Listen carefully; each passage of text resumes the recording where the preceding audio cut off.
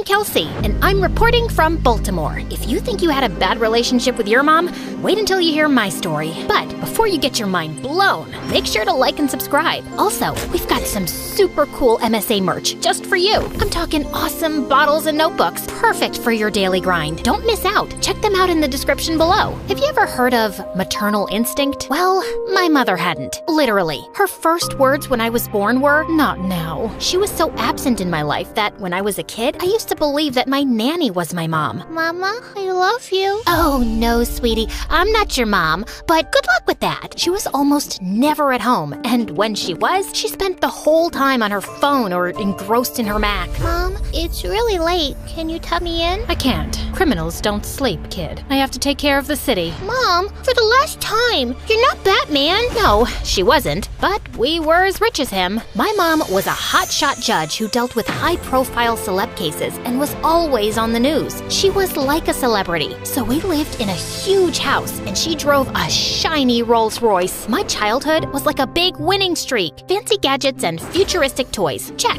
Anything to mute the tiny human. Private visits to the planetarium and zoo? Check. Are you sure I can't just leave her here? That's the lion's cage? Is that a no? Despite the money, my life was far from being great. I didn't want expensive toys. I just wanted my mom to give me a little attention. So, since I was a kid, I tried to get it any way I could. Let's just say I was a bit of a troublemaker. One time, when I was visiting mom at work, I got bored of finger painting and went to her office, which was strictly off limits to me. You can probably guess what happened next. I took my finger brushes and turned her aesthetic office into a huge 4-dimensional twister board. She didn't yell at me at that time, but I did hear her scream at the nanny who was supposed to be looking after me. I told you never to lose sight of her. You're fired. A few years later in school, this girl was breaking into some teacher's office. She began to shuffle through everything in search of some papers. I noticed her shoelaces were untied, so I walked into the office to warn her. "Hi, your shoelaces." But when she heard my voice, she got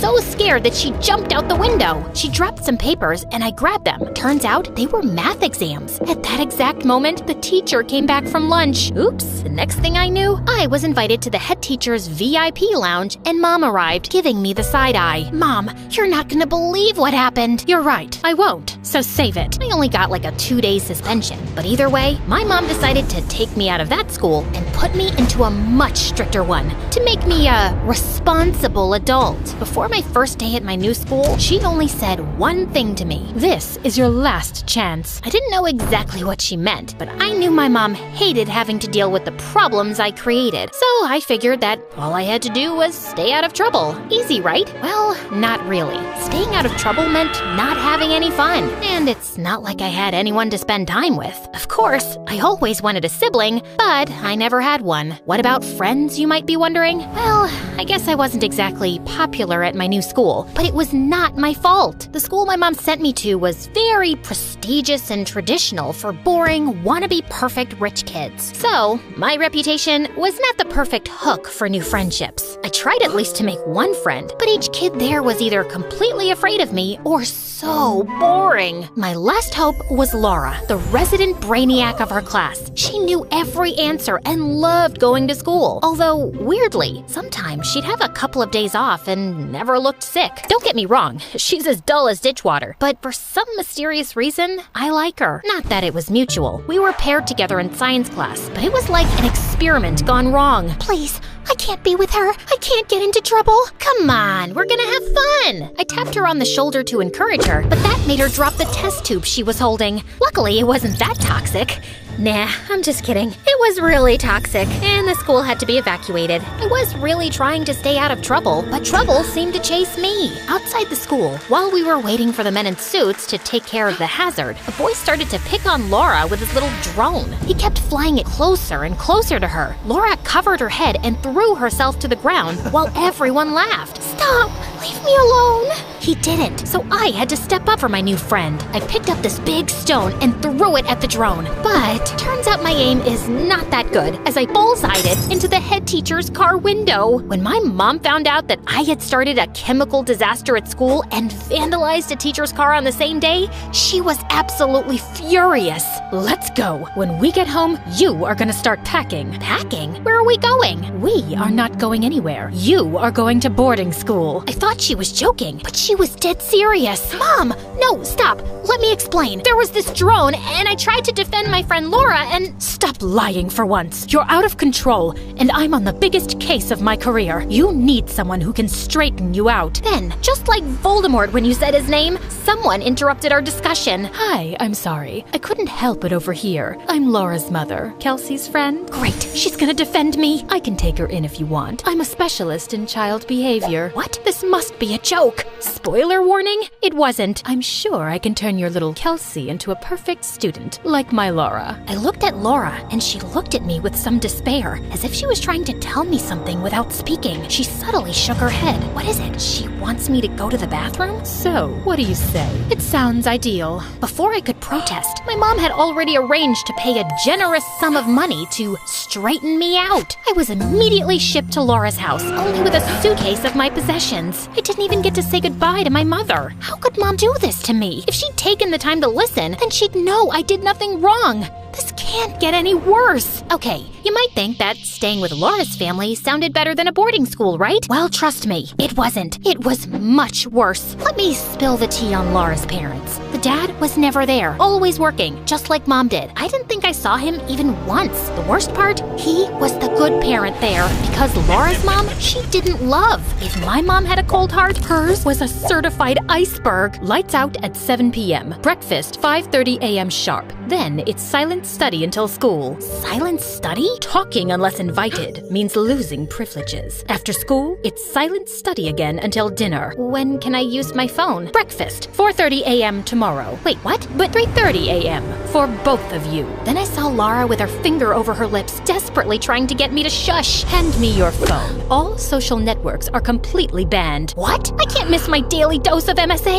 I need to get out of here, and fast. I thought being Laura's roommate would help in devising an escape plan, but to my surprise, Laura was used to this. She can't starve us whenever she wants. Shush, she'll hear. She has supersonic hearing. Come on, don't be ridiculous. Breakfast at 2:30 a.m. tomorrow. Darn! In the next couple of days, things went from bad to worse. I tried to talk to Laura in science class. Can't you see how wrong this is? Kelsey, please, just don't make it any worse. I was actually considering trying to get used to that new lifestyle, but then Laura's mom took it too far. I had been studying for an age, and quick note, wow, it's amazing what you soak up when you actually study. But anyway, I needed soda, and Laura gave me a death stare when I snuck out of our room. When I got to the kitchen, all the cupboards and fridge were locked with Fort Knox level security. Then I was caught red-handed. No wonder your mother gave you away. Hey, don't bring my mom into this. She couldn't deal with you anymore, so she quit on you. I couldn't stand her anymore. Shut up, you meanie. Maybe I didn't say meanie. You are not going to disrespect me in my own house. To the study room for the night. The study room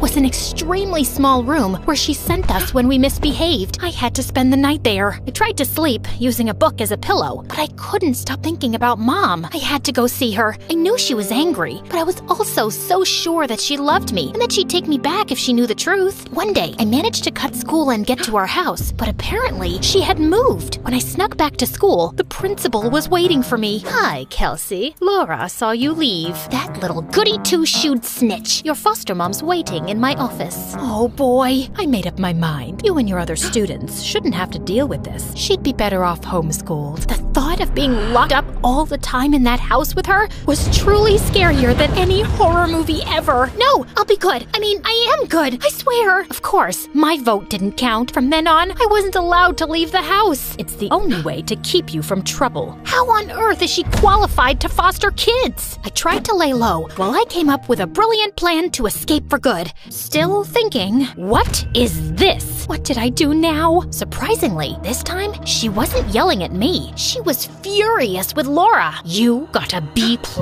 It's the day I felt dizzy. I don't care about your excuses. You know where to go.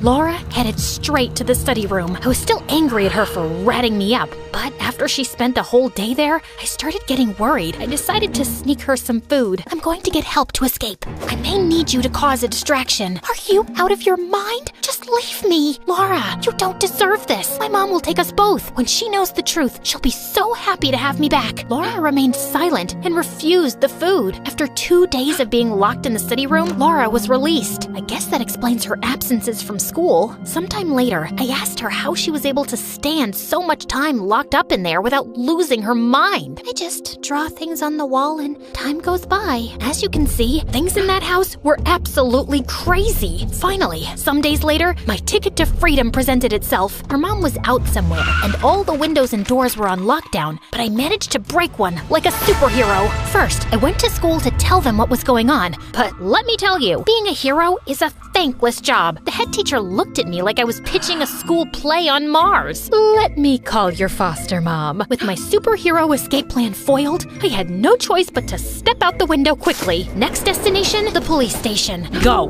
now, or I'll have you arrested for wasting police time. I seriously must have one of those faces. Nobody believes me. There was only one person who could save me and Laura, my mom. I ran to the court, stayed low, and waited hours until I saw her getting out of a fancy car. Wow, she has bodyguards now? I did my best to get her attention. Mom, hi, Mom! Mom! But it was useless. She didn't notice I was there. Some things never change. When she disappeared inside the building, I snuck into the place hoping no one would recognize me. Soon, I found Mom. She was in court with her gray wig on and in the middle of a trial. I decided to wait until the trial was over to avoid interrupting her work. I knew she hated that more than anything else in the world. See, I can be a good girl. However, it was all so boring. It was so obvious that the guy with the mobster tattoos who appeared on the tapes was the bad guy, and there was no plot twist. After a while, I just fell asleep. Waking up at 4:30 in the morning was too hard for me. A little later, someone grabbed me by the arm and woke me up.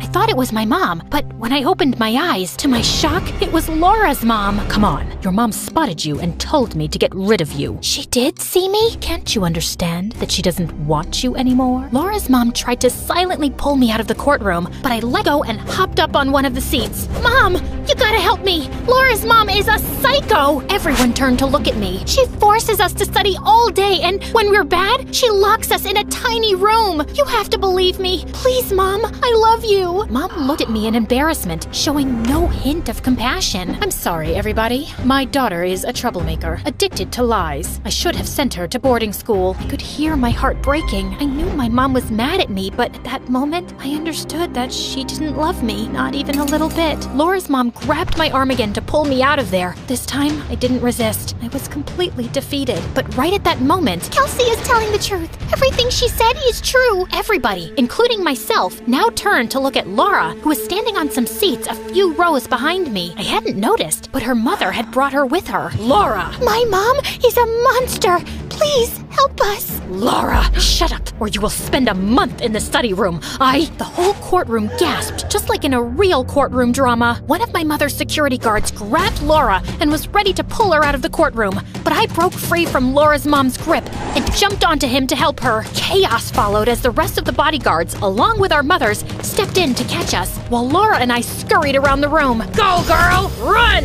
Be free! A few seconds later, more people from the courthouse came in and finally caught us. We were taken to an office where Laura and I awaited our fate. I'm sorry I dragged you into this. Your mom will be extra hard on us. You can say that again. For what it's worth, thanks for sticking up for me. You should have seen your mom's face. I always knew you had it in you. I guess your rebellion inspired me. Finally, we were friends. After a few hours, somebody finally came. Girls, we held hands and waited for the worst. We investigated what you said, and apparently you were right. At your mom's house, Laura, we found the study room with your drawings inside. So she was detained, and you will go to another family's house. What about me? You're going with your mother. She wants to apologize. I'm really sorry, Kelsey. I should have believed you. I don't know how I can make it up to you. Well, to start, we can take Laura in. Done. Laura smiled and I hugged her. We moved in with my mother. Her remorse was short-lived and she soon returned to her old ways, ignoring our existence completely. But we didn't care. Me and Laura had each other. We became not only friends, but sisters. I told you guys I always wanted a sibling. As soon as we turned 18, we moved in together and started a new life